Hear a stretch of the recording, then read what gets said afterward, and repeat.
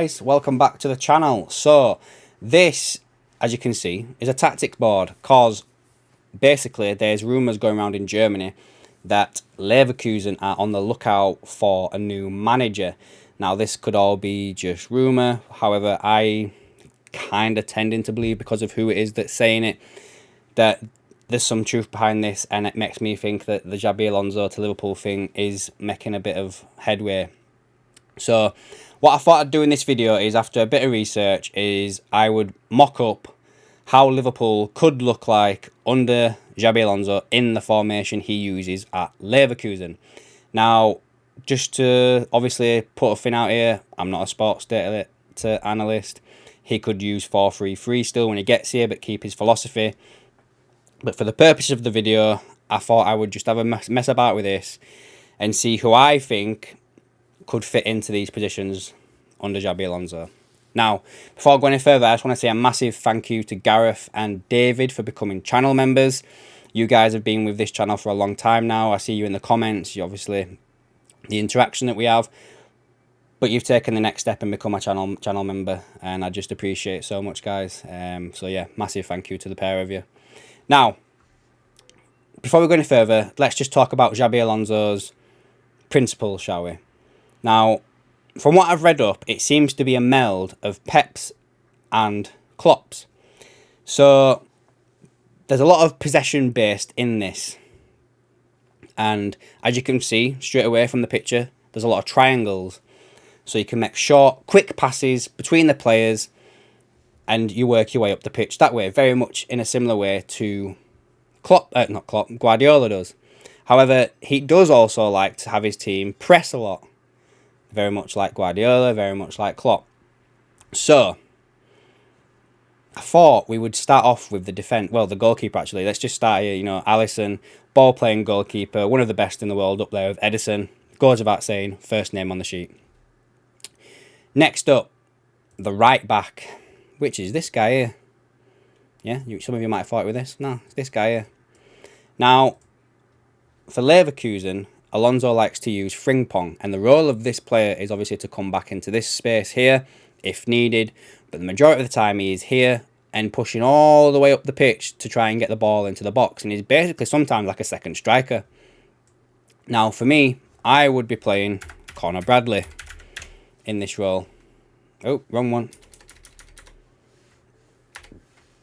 Let's mess that up there. In this one here, I'd be playing Conor Bradley. Ah. See, I didn't plan this out, guys. Look at that.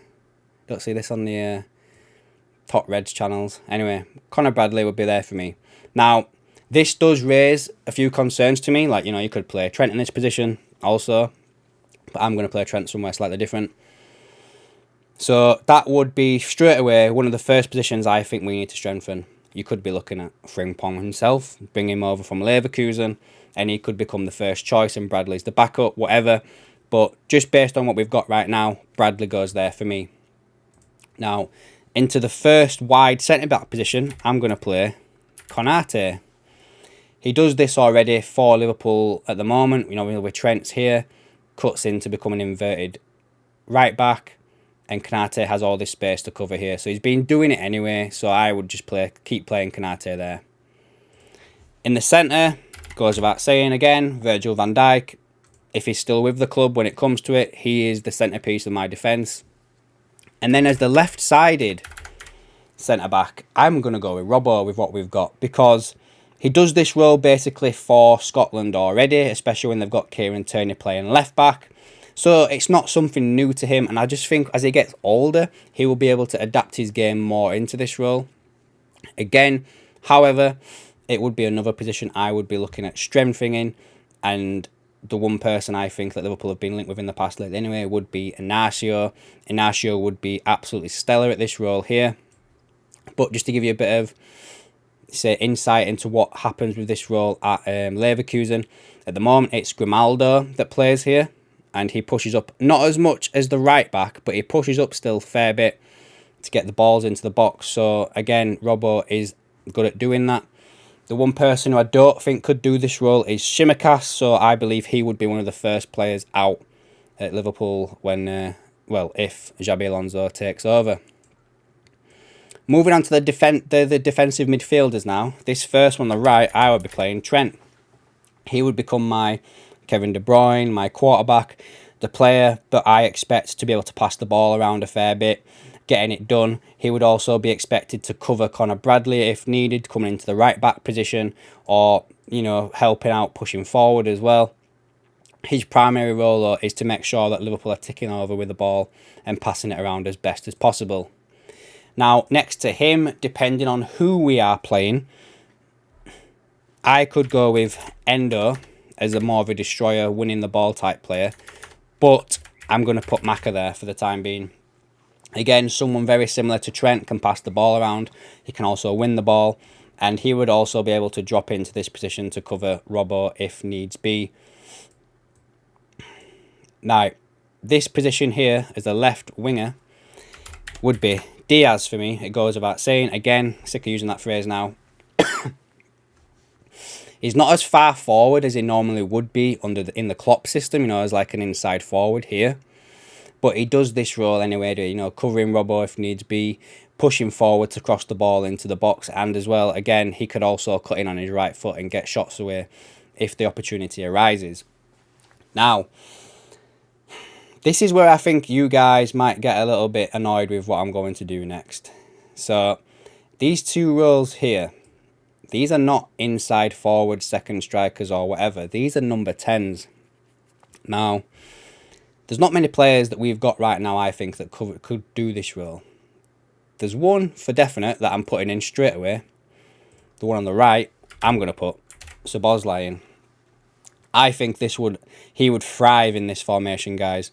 You know, driving forward with his energy, his passing, his shooting. This position right here, I think Szoboszlai would absolutely thrive in.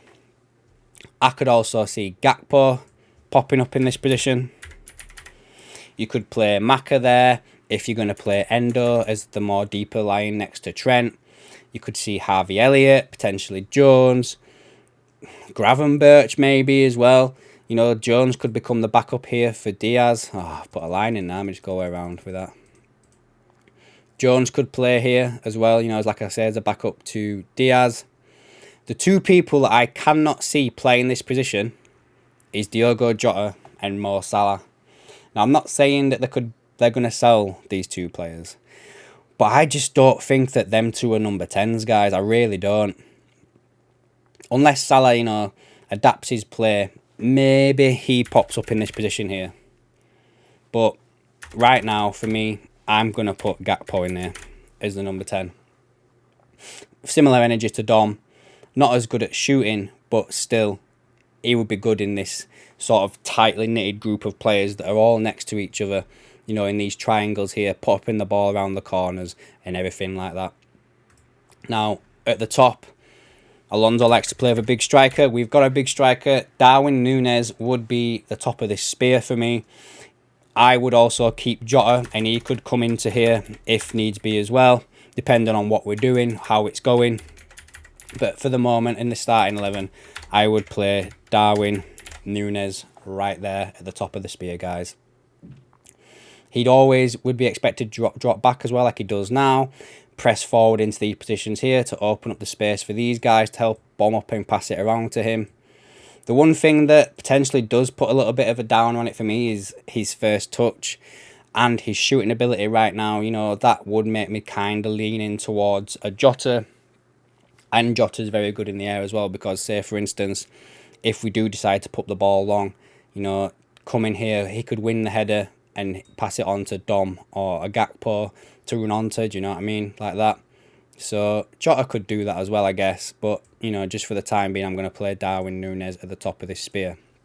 Now, I guess just to cover where I think Liverpool could do with strengthening, as I've also already said, Conor Bradley, this position here, we would need someone to come into here to either become the number one or as backup to Bradley. And then into the left back position here, we'd have to play either Robbo, or we'd have to go out and get someone like an Inacio to come in and do it. And then after that, we would also have to potentially bring in Carvalho. I could see Carvalho coming in and doing a job in these positions here, guys.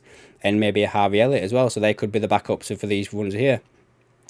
But anyway, guys, that's it. Let me know your comments down below, what you think on all of this. If you think I'm right, if you think I'm chatting shit, whatever, just let me know, guys, and I'll catch you in the next one.